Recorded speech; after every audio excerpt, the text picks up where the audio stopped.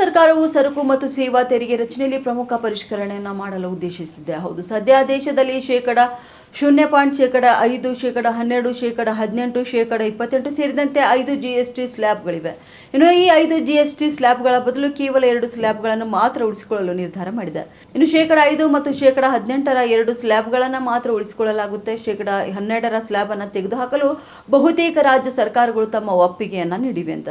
ಇನ್ನು ತಂಬಾಕು ಮತ್ತು ಪಾನ್ ಮಸಾಲ ಅಂತ ಆರೋಗ್ಯಕ್ಕೆ ಅಪಾಯಕಾರಿ ಸರಕುಗಳನ್ನ ಶೇಕಡ 40ರ ಹೊಸ GST ಸ್ಲ್ಯಾಬ್ ನಡಿ ತರುವಂತ ಪ್ಲಾನ್ ಅನ್ನ ಕೇಂದ್ರ ಸರ್ಕಾರ ಹಾಕಿಕೊಂಡಿದೆ. ಈ ಪ್ರಸ್ತಾವನೆಯನ್ನು ಸೆಪ್ಟೆಂಬರ್ ತಿಂಗಳಿನಲ್ಲಿ ನಡೆಯುವ GST ಮಂಡಳಿ ಸಭೆಗೆ ಕಳಿಸಲಾಗುತ್ತೆ.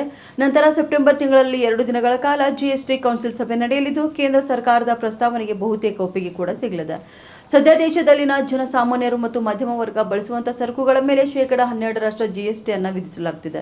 ಇನ್ನು ಶೇಕಡ 12ರ ಸ್ಲ್ಯಾಬ್ನಲ್ಲಿರುವಂತಹ ಶೇಕಡ 99ರಷ್ಟು ಉತ್ಪನ್ನಗಳನ್ನು ಶೇಕಡ 5ರ GST ಸ್ಲ್ಯಾಬ್ಗೆ ವರ್ಗಾಯಿಸಲಾಗುತ್ತೆ. ಇದರಿಂದ ಮಧ್ಯಮ ವರ್ಗ ಬಳಸುವಂತಹ ಸರಕುಗಳು ಉತ್ಪನ್ನಗಳ ಬೆಲೆ ಕಡಿಮೆಯಾಗುತ್ತದೆ. ಇನ್ನು ಇದರಿಂದಾಗಿ ಮಧ್ಯಮ ವರ್ಗಕ್ಕೆ ಬೆಲೆ ಏರಿಕೆಯಿಂದ ಹೊರೆಯಾಗಲ್ಲ. GSTಯ ತೆರಿಗೆ ಹೊರೆ ಕಡಿಮೆಯಾಗುತ್ತೆ. ಇನ್ನು ಮಧ್ಯಮ ವರ್ಗಕ್ಕೆ ರಿಲೀಫ್ ನೀಡುವಂತಹ ಉದ್ದೇಶದಿಂದಲೇ GST ವ್ಯವಸ್ಥೆಯಲ್ಲಿ ಪರಿಷ್ಕರಣೆಯನ್ನ ಮಾಡಲಾಗುತ್ತಿದೆ. ಉತ್ತರ ಕರ್ನಾಟಕ ನ್ಯೂಸ್, ಇದು ಕನ್ನಡದ ಉಸಿರು.